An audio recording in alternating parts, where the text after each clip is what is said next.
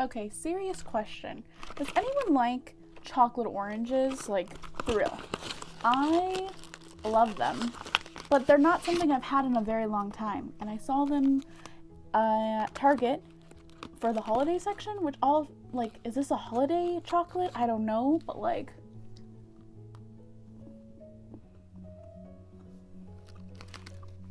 you guys are sleeping on it if you're not into it. Or if you haven't tried it, give it a shot.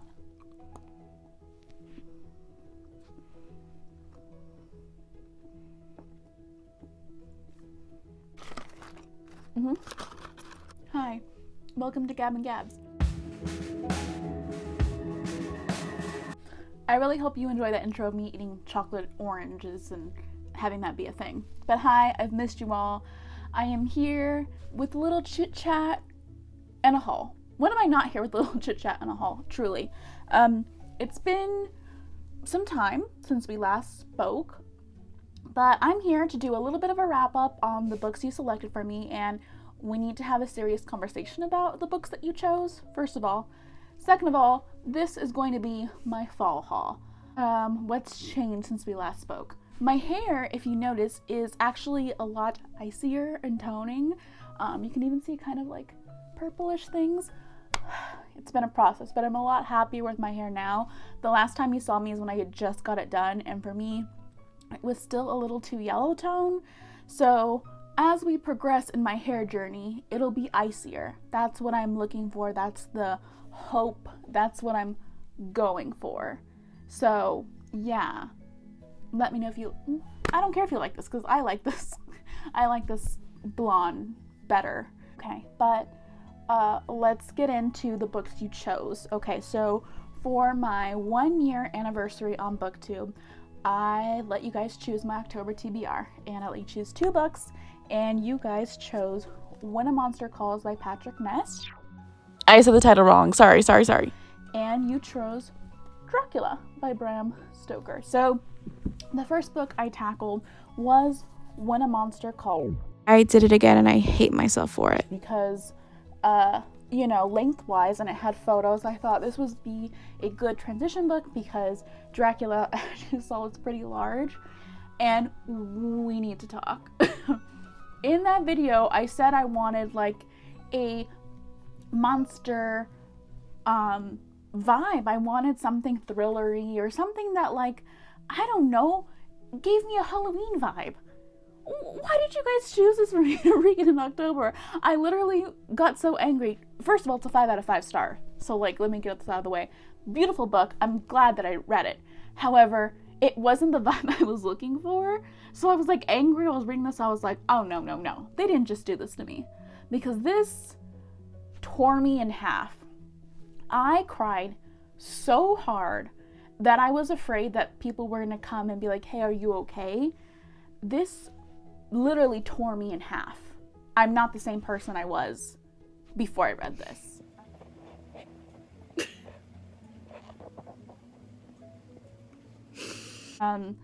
If you're unfamiliar, this is about a young boy who's going through a very tough situation at home, and he gets visited by this monster, this tree monster, and the monster is there to tell him 3 stories. And at the end of the 3 stories, the boy will tell the monster his own story. I will say, it started off a little slow for me, but when we got to a certain point, I just had to continue. I think I finished this at like 2 in the morning one day, and like I said, it broke me. I think it hit me really hard because I could actually relate to the exact situation that the young boy was in, because I literally was in that same age demographic and was dealing with a similar situation. So I think that's why for me it hit even more so at home. Great book. Loved it. I will forever keep this. I was actually gifted this book by a fellow BookTube channel, so I'm going to try to link them below to say thank you, because wow, loved it. But also, like, you guys, cool. The next book you guys chose for me to read was Dracula. Okay, let me be honest here. I didn't finish this in October. I finished this in November. I started reading this in October. However, like, look, she's quite thick. And this is a classic, so it's not like it's modern language, it's a little bit harder for me to get through. I gave this 3 out of 5. I'm ultimately glad I read this because, completely honest here, I've actually never seen Dracula, a Dracula adaptation, not the Francis Ford Coppola one, not the old school version. I didn't really know the story of Dracula other than he was a vampire and he was the OG. All I really knew. So I'm glad I read this because now I have context going into next Halloween season when I actually will watch a Dracula adaptation. I thought this was interesting that it was told in letters versus like being narrated the story. And I'm also shocked that Dracula was not a big player in this. I mean, yeah, the conflict is Dracula. However, like, he just pops up every once in a while. He's not like the main character, I would say. I think why I kind of rated this a 3 was because I felt, in my personal opinion, that a lot of this could have been cut out. I felt some of it was filler. I wish we got more of like Dracula. Overall, I'm glad I read it. I'm glad you guys pushed me to read it, and now I have read 3 classics this year, which is pretty good for me. So this haul is not as big as my last one. However, it's a good size. It's a variety of books. Let's just get into the books here, and I'll let you know if I was gifted any of these. Atonement by Ian McEwan? I don't know. I watched the film many eons ago, and I don't know if it was one of my favorites, but I think the twist, I was like, so I think that's why I never picked up this book, because if I already knew the twist, why read the book? However, it's been so long, and it's been so many years since I've watched that film that I'd be willing to read the book. So I finally was like, you know what, girl, just get it. There's gonna be a day that you're gonna want to read this. This is basically about a woman who is kind of recalling a tale about her sister and a man, and how she kind of broke them up and kind of ruined their lives. I mean, drama, basically. Okay, next, I'm pretty excited about this because I'm truly obsessed with how this book looks, and this is Permanent Record by Mary H.K. Choi. I mean, I have the hardcover edition, which first of all is beautiful, but you've seen it. A lot of people have already purchased this book, but when you take off the dust jacket, like how beautiful that is. The art style is amazing. What's her other book? Her other book is Emergency Contact, and I've heard really mixed reviews about that one, but I've heard better reviews about this one, so that's why I picked this one in particular. This is about a boy who is like, has a lot of student debt. He's working at a deli, and he happens to encounter a pop star, and it gave me Notting Hill vibes, and I think that's why I was more drawn to this particular story. But it looks beautiful. This to me gives me springtime vibes.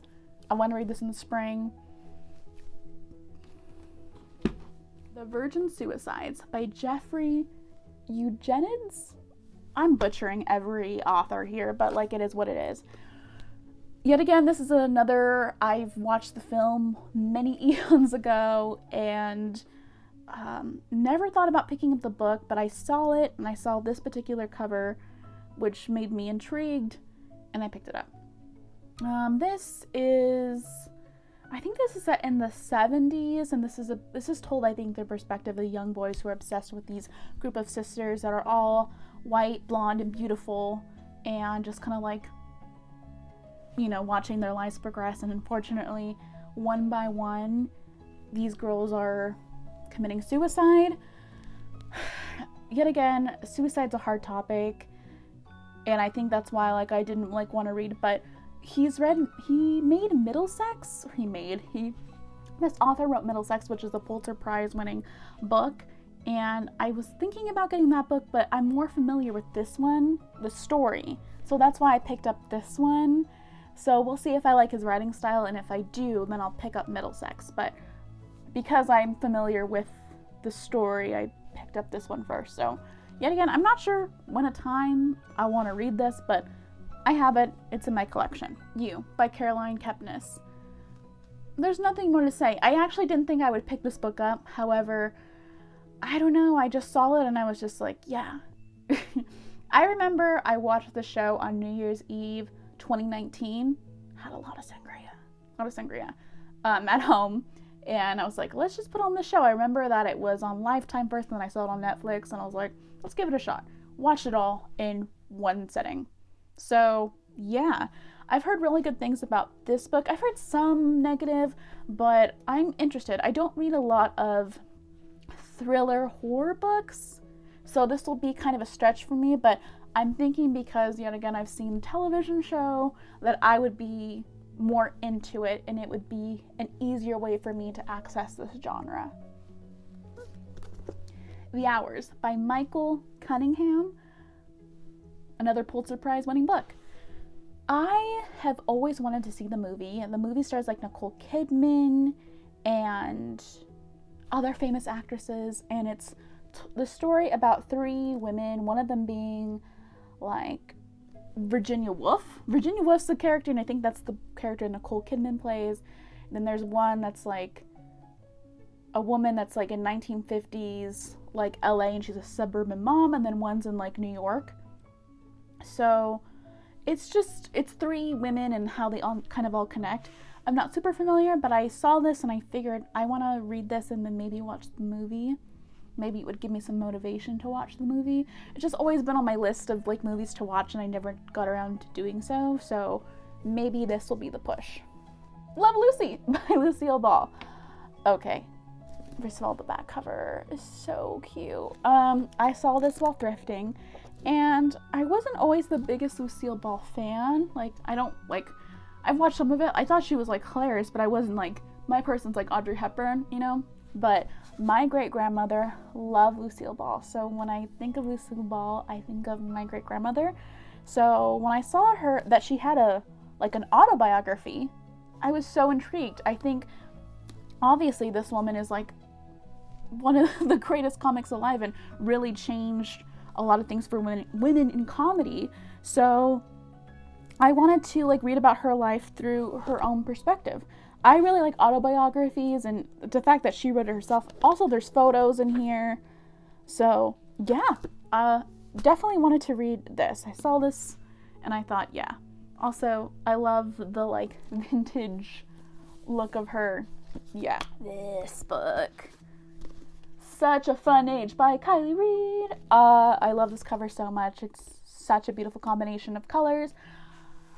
This is a book about performative activism. You've seen this book everywhere on BookTube, and I wanted to get my hands on it, and I did. There's nothing more to say other than I'm excited. I've heard literally not one bad review about this book. Not one. So I'm excited. And I think this is a debut author, so yeah, that's good for your debut and like no bad reviews. Room by Emma Donahue. Some books I buy because I want to challenge myself. Some book topics are not easy to get through. However, I think it's important to read things that challenge you as a human.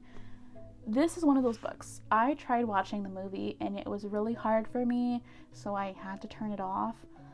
But it's one of those ones that I just have to get through, and I think this is why I decided to pick this up. This book intimidates me. A lot of you are probably familiar because of, the movie star Brie Larson. She won an Oscar for this, but it's about a mom and her young boy that live in this room, and basically they're a prisoner. And yeah, there's nothing more I can say about it other than like, it's one of those hard reads I'm gonna have to just do and get through. And yeah, I didn't put this on my summer book haul, my end of summer book haul, and I should have, I realized, but here it is now. Crooked Kingdom by Leigh Bardugo. Like I said, I am currently reading the Shadow and Bone trilogy, and by currently reading, I'm like, I have one more to read, and I wanted to just buy the duology because I've heard the duology is better than the Shadow and Bones trilogy, so I just went ahead and bought the second book, even though I hadn't read the first book. That's how us booktubers work, This is An Absolutely True Diary of a Part-Time Indian by Sherman Alexie. I picked this up because I realized that something I'm lacking is Native American authors. So terrible on me that I took this long for me to realize that like I don't have like Native American authors on my shelf. I thought this story looked interesting, and I love cartoons. So yeah, I don't know if I love cartoons, but I think it's so interesting when people can draw and make that. So, and it's a National Book Award winner. So put that on my list. Okay, the next two I was gifted. I'm gonna put them together because the same person bought this for me. I participated in a Twitter book exchange for Halloween, and a lovely human being sent 2 books to me off my Amazon wish list, so thank you. I'm going to be putting their Twitter below. But the first is Long Way Down by Jason Reynolds.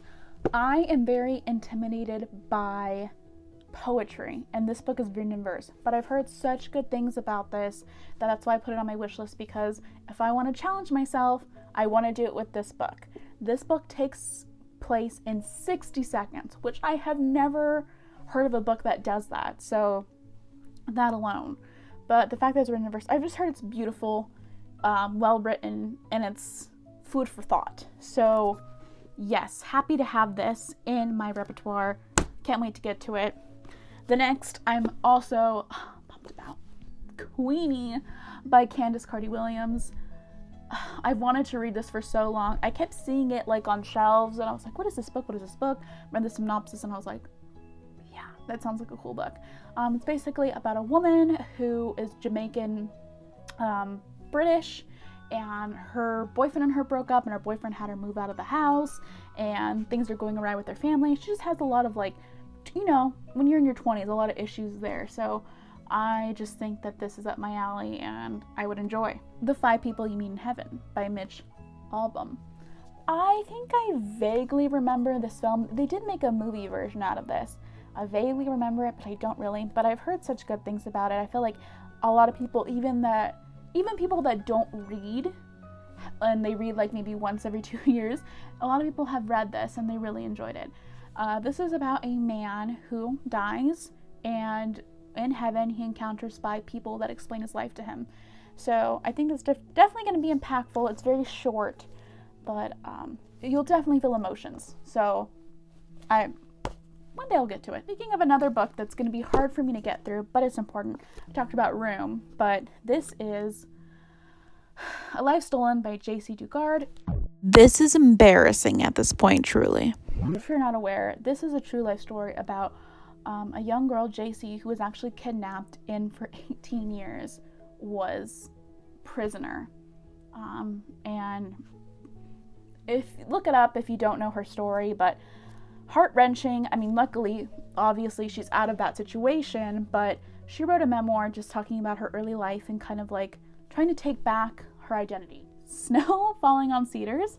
This is by David Gutterson. This is historical fiction. This is the award-winning #1 bestseller. I don't know too much about it, but I know that there's a film out there about it. I know it takes place in the 50s, and it's a young Japanese-American man who is being accused of murder in a small town. And then it kind of flashes back to his parents and World War II. So it's kind of a lot of that. Yet again, I'm kind of want to go into this not knowing too much, but I knew enough of that to be intrigued to continue reading. To pick it up. The Book Thief by Marcus Zuzak. Who hasn't read this book? I feel like everyone has. I haven't. And the reason I didn't ever pick this up was because I think I saw the movie trailer and I wasn't intrigued by that. But when I started watching BookTube and people that had read this book, they explained that it's narrated by Death. And I was like, oh, that's really interesting. And then I heard more about the plot and I was like, okay, yes.